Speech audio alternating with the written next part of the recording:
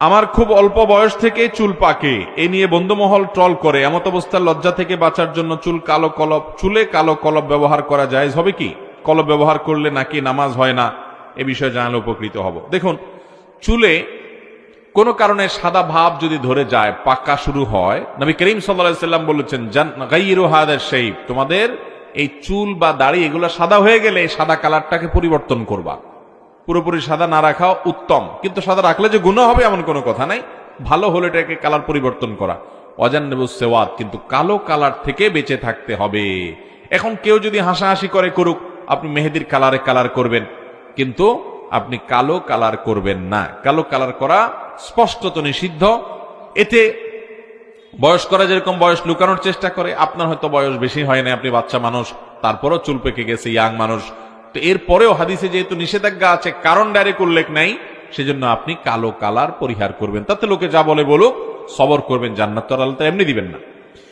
একজন মহিলার প্রশ্ন, বিবাহের সময় অনেক স্বামী বা তাদের পক্ষ থেকে বলে থাকেন যে আমাদের কিছু দেওয়া লাগবে না, শুধু মেয়েটাই দিলে হবে, কিন্তু পরবর্তীতে অনেক স্বামী নিয়ে বিনিয়ে অনেক কথা বলেন। এমনও বলা হয় যে তোমার বাপ ভাই তো কিছুই দেননি, এগুলো আমার টাকার সম্পদ। এতে এগুলো নিয়ে অনেক ঝগড়াও হয়। ইসলামের সম্বন্ধে কি বলে? ভাইরা আমার, এই কথা আমরা বিভিন্ন জায়গায় এই বিষয়ে কথা বলছি, সতর্ক করছি মানুষকে। বিবাহের সময় স্ত্রীর কাছ থেকে বা স্ত্রীর বাপের ভাইয়ের কাছ থেকে কোনো কিছু অনেকে চায় না। অনেকে তো এমন ছোট লোক যে ডাইরেক্ট চায়া বসে। অনেকে আছে একটু সূক্ষ্ম কিসিমের আপনার ডাকাত, যে ডাকাতি করে কিন্তু খুব সূক্ষ্মভাবে করে। প্রথমে খুব ভালো সাজে, না না কিছু দেয়া লাগবে না, এরপরে আস্তেই করে বলে ছেলেটা তো আমাদের বিদেশ যাবে, একটু হাওলাত দেন বেশাব। ডাইরেক্ট টাকা চাইতে কেমন দেখা যায়, এজন্য কি চায়? হাওলাত চায়। হাওলাত নেয়ার জন্য তোমার জায়গা তল পড়ছে, আর জায়গা পাইলে না খুঁজা। ছেলের শ্বশুরের কাছে কেন হাওলাত? বোঝা গেল মতলব ভালো না, এটা মেরে দেওয়ার ধান্দা। এটা হলো মেরে দেওয়ার ধান্দা। ভাইরা আমার, এটা জায়েজ নাই। যেই স্বামী বিয়ের পর তার স্ত্রীকে খোঁটা দেয়, যেগুলো সব আমার সম্পদ, তোমার বাবাতে কিছু আনো নাই, এই স্বামী নাজায়েজ এবং গুনাহের কাজ করছে।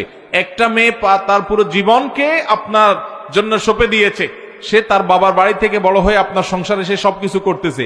আর কি চান আপনি? আপনার সংসারে যত উন্নতি, এই সবগুলোর পিছনে আপনার যেরকম অবদান আছে তারও অবদান আছে। বিধায় মেয়েদেরকে ছোট করা, তাচ্ছিল্য করা গুনাহের কথা। আর মেয়ের বাবার বাড়ি থেকে যৌতুক নেওয়া এটা হারাম। এই যৌতুক খাওয়া এটা কবিরা গুনাহ। চোর চুরি করে যেরকম গুনাহগার হয়, ডাকাত ডাকাতি করে গুনাহগার হয়, চিটারি করে গুনাহগার হয়, আপনি ছেলের শ্বশুরবাড়ির কাছ থেকে, আপনি নিজের শ্বশুরবাড়ি থেকে ছলে বলে কৌশলে বিভিন্ন ধান্দা করে যৌতুক নিলেন। সেটা টাকা পয়সা নেন, ফার্নিচার নেন, জিনিসপত্র নেন, মোটরসাইকেল নেন, ফ্রিজ নেন, টেলিভিশন নেন, ভিসা নেন, ভিসার টাকা নেন, নগদ টাকা নেন, হাওলাত নেন, এগুলো সব হারাম। এই হারামটা করতে আমাদের অনেকের বুকে কাঁপে না বুক।